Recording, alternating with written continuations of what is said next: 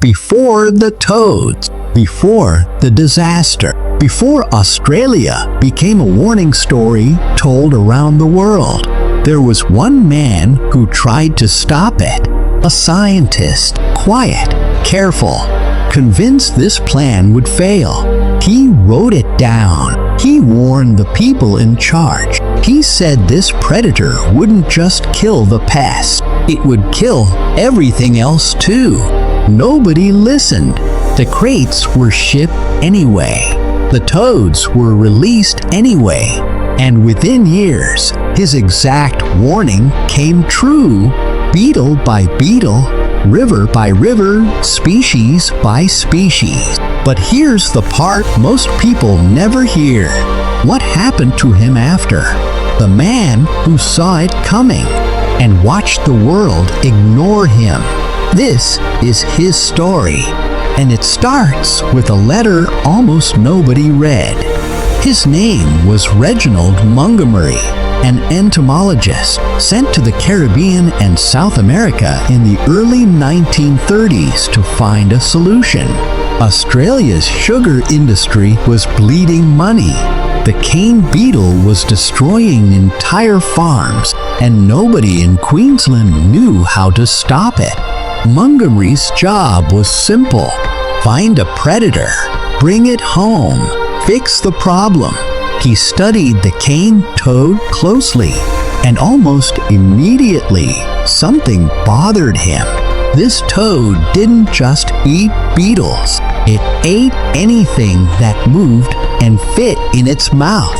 Insects, small reptiles, even other frogs. He noted it in his reports. He raised concerns to his superiors. But back in Australia, the pressure was mounting. Farmers were losing crops. Politicians wanted results. Newspapers wanted a win. The narrative was already written before the science was finished. A hero predator coming to save the harvest. Montgomery's hesitation didn't fit that story, so it got pushed aside.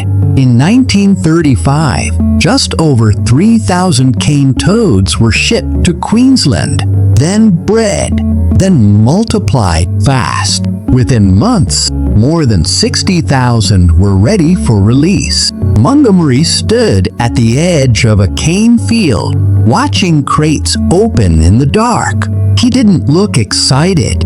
Witnesses later said he looked uneasy, like a man watching something he couldn't take back, because deep down, he already knew this wasn't the end of Australia's problem. It was the beginning of a much bigger one. At first, it looked like a miracle.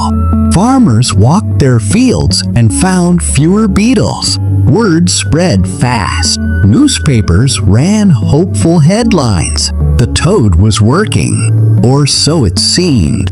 But Montgomery wasn't celebrating. He'd noticed something the headlines missed. The toads weren't staying in the cane fields. They were leaving, spreading into gardens, into forests, into places no one had planned for.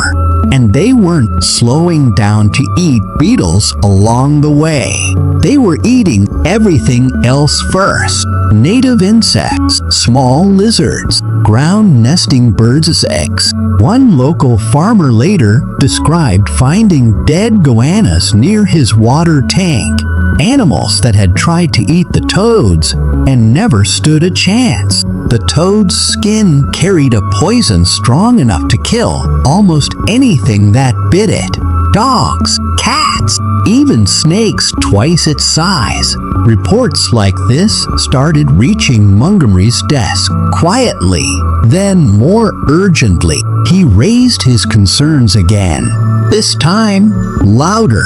But by now, the toads weren't a research subject anymore. They were breeding in the wild, completely unsupervised. Numbers nobody could track.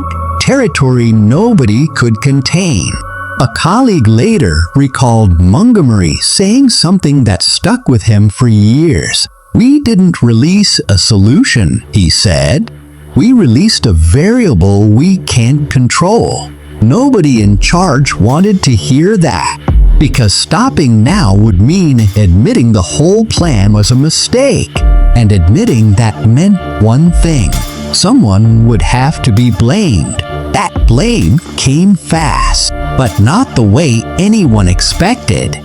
Instead of questioning the decision, officials questioned the science. Some claimed the toad spread was exaggerated. Others said it was simply adapting, like any introduced species would. Montgomery watched his warnings get quietly reframed as overreaction.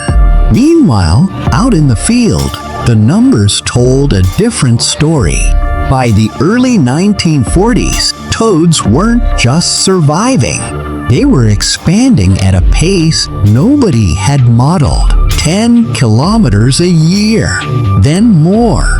They crossed rivers, climbed embankments, rode in trucks, and produced crates without anyone noticing. One railway worker later swore he found toads inside a grain shipment nearly 200 kilometers from the original release site. Nobody believed him at first, until more sightings started matching his story. The toad wasn't just an animal problem anymore.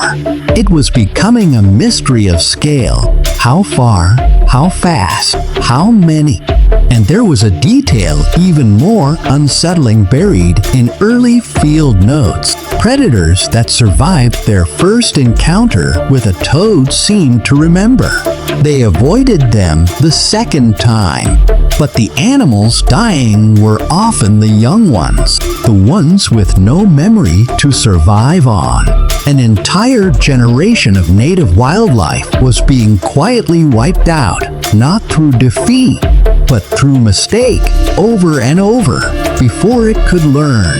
Montgomery reportedly sent one final memo that year. Colleagues said it was blunt, almost desperate, but it never reached the people who needed to read it, because it was intercepted by someone determined to keep the program's image intact. Nobody could confirm who buried that memo, but the timing was hard to ignore. Right after it disappeared, the program's leadership doubled down publicly. More funding, more praise, more claims that the toad would soon balance itself out in the wild. Montgomery wasn't included in those announcements anymore. Some accounts say he was quietly reassigned, moved away from the project he'd warned about from the very beginning. Out in the field, the toad didn't care about press releases. It kept moving. By the mid-1940s, sightings were being reported far outside Queensland's Cane Belt, regions that had nothing to do with sugar farming at all. Local hunters described finding toads near creek beds where they'd never seen frogs that size before. Some described a smell sharp, almost chemical, near toad-heavy areas, a warning sign wildlife seemed to sense before humans did. Livestock owners began losing ducks, quick deaths, foaming. No clear cause until someone finally connected it to a toad bite near the water trough. That's when panic started shifting from farmers to ordinary households. This wasn't a cane field problem anymore. It was showing up in backyards. And the strangest part, the toads weren't behaving like an animal being hunted. They were behaving like one that had already won, confident, unbothered, multiplying in broad daylight without fear. Montgomery, watching from the sidelines now, reportedly told a former colleague one last thing before going quiet on the subject for good. "We didn't just make a mistake," he said. "We handed the country to something else." Decades passed. The toad didn't stop at Queensland's border. It crossed into the Northern Territory, then pushed toward Western Australia, Today, scientists estimate over 200 million cane toads live across the country. Some populations have even evolved longer legs, built for one purpose, covering more ground faster than the generation before them. The very predator brought in to solve a problem became one of the most studied invasive species on Earth. Native quolls, goannas, and freshwater crocodiles all suffered massive population drops in toad-affected regions. Some ecosystems never fully recovered. As for Reginald Montgomery, history didn't remember him the way it should have. For decades, his early warnings sat buried in old agricultural records, rarely mentioned outside academic circles. It wasn't until researchers revisited the original case files generations later that his name resurfaced, not as the man who unleashed a disaster, but as the one voice that saw it coming and was silenced by timing, pressure, and politics. Today, Australian scientists are still fighting the toad spread, trapping programs, genetic research, even training native predators to avoid them. But nobody claims they'll ever fully undo what started with those first crates opened quietly in 1935. It's a reminder that sits uncomfortably close to home. Sometimes the biggest disasters don't come from ignorance. They come from ignoring the one person who already knew better. If this story pulled you in, there's more like it waiting. Subscribe, and I'll see you in the next one.